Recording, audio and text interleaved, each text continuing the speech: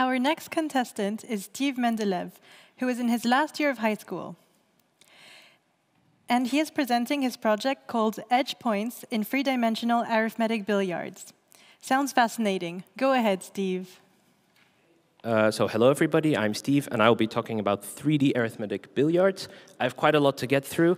Definitely won't get through in the time limit, but I'll start with what are 3D arithmetic billiards. You start with a cuboid that has integer side lengths A, B, and C that we can change. And most importantly, you have a ball that starts in the corner 0, 0, 0, and we shoot it so that it moves along straight segments at a constant speed until it reaches another corner.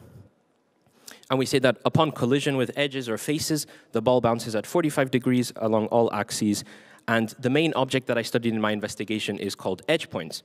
And edge points, very simply, are points where the ball makes contact with edges, any one of the 12 edges, excluding corners. And things that you can study regarding edge points is time between consecutive edge points, the nature and distribution of edge points, and things of that nature. And this is just an example of a corner path, what we call the trajectory a ball can make in the cuboid.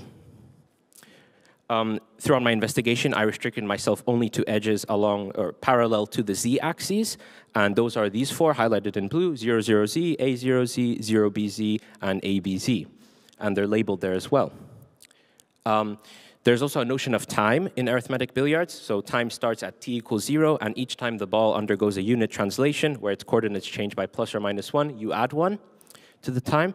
You might ask, how much time does it take for the ball to complete the whole corner path? And this is quite simple to calculate if we recall that the corner path ends when the corner reaches another corner. And for that to happen, the time taken has to be the lowest common multiple of both A, B, and C.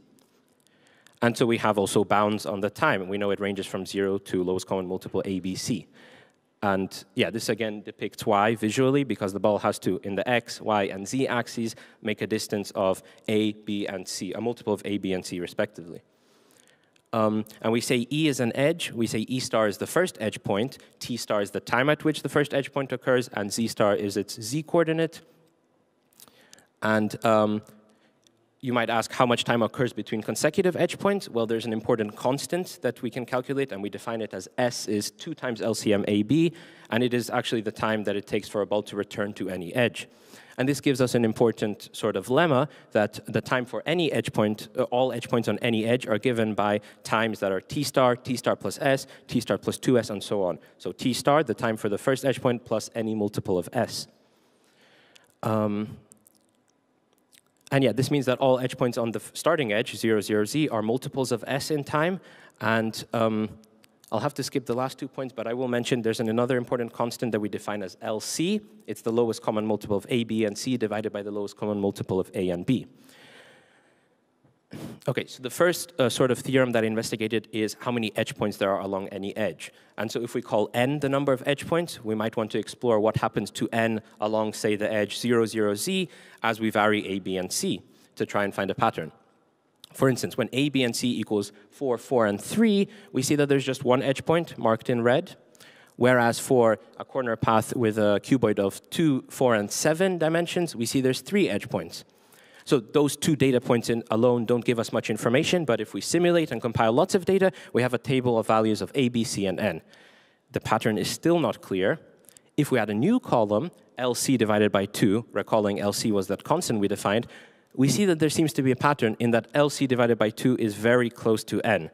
And in fact, the main theorem that I proved is that the number of edge points along the starting edge 0, 0, z is always going to be the floor function of LC divided by 2 minus 1, or LC divided by 2, the former case holding when the end corner is along the starting edge. And this is an outline of the proof, but it practically recalls that edge points are on the starting edge are multiples of S, and so essentially the number of edge points we get along that edge is how many times we can fit in the multiples of S into the whole duration of the corner path, which is LCM ABC divided by S and the floor function of that to get a whole number. And there are cases where the final corner is on the starting edge, so we overcounted and we have to subtract by 1. And I'll have to skip this, but these are the conditions for the ball to be in the final corner on the starting edge.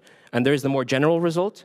For the other edges, the proof is quite similar, a bit trickier, but the result is even better in that the number of edge points is always the floor function of LC divided by 2. And the second main theorem, and the last one that I mainly investigated, was the distribution of edge points.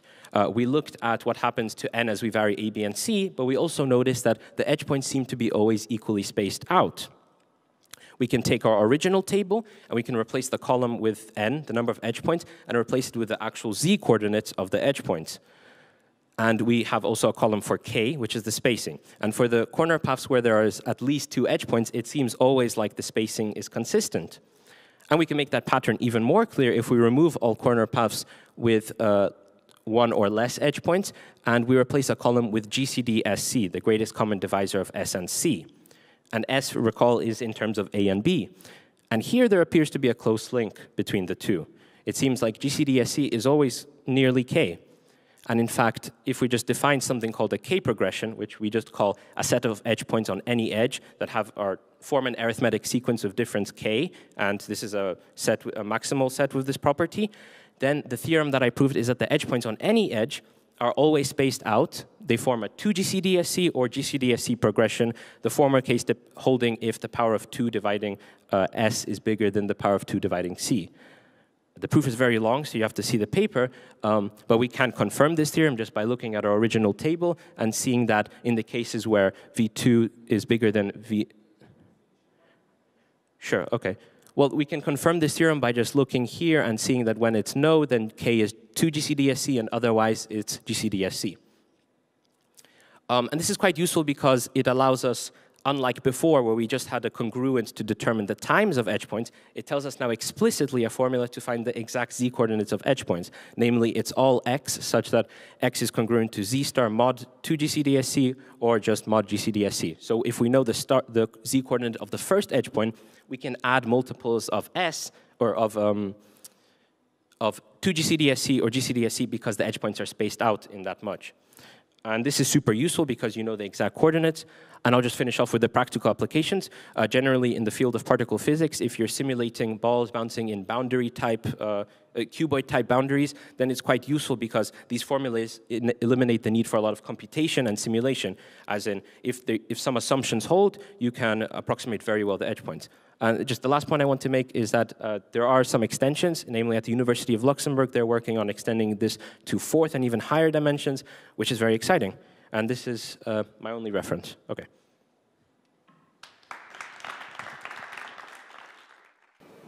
Hello.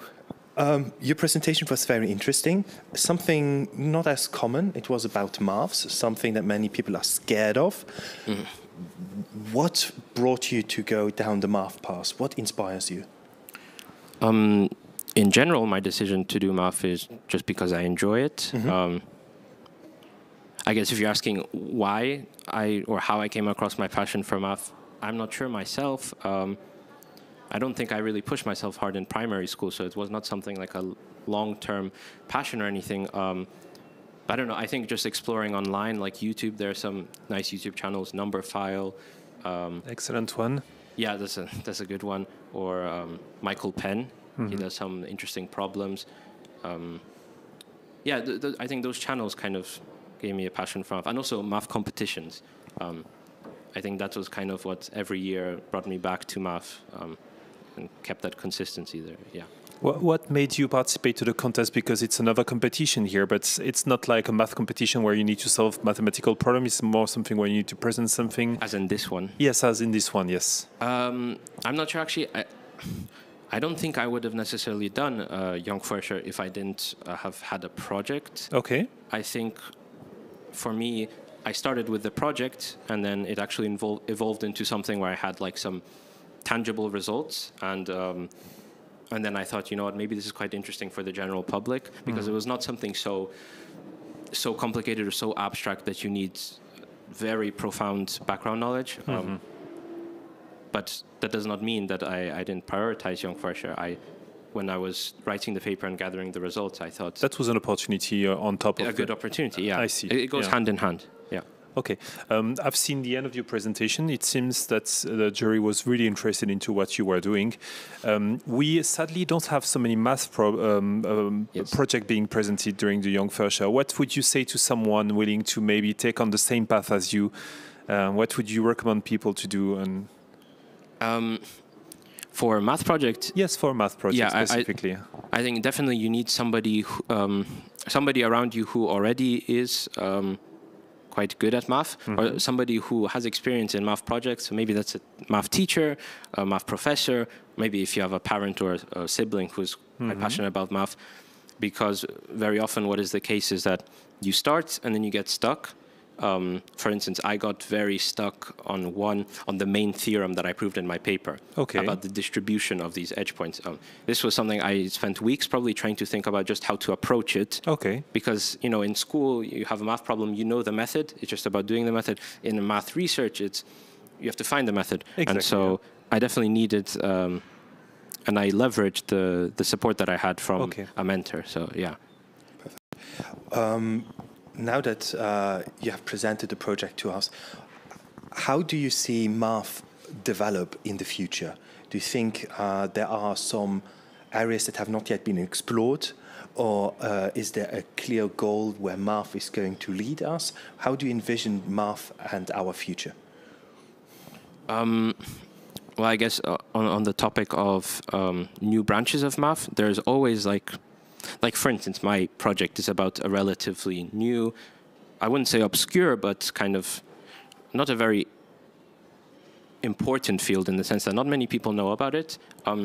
At the end of the day, it is kind of a recreational math project, but there's always room for such projects. And definitely that's how I got my inspiration for math, looking at other people on YouTube doing such projects.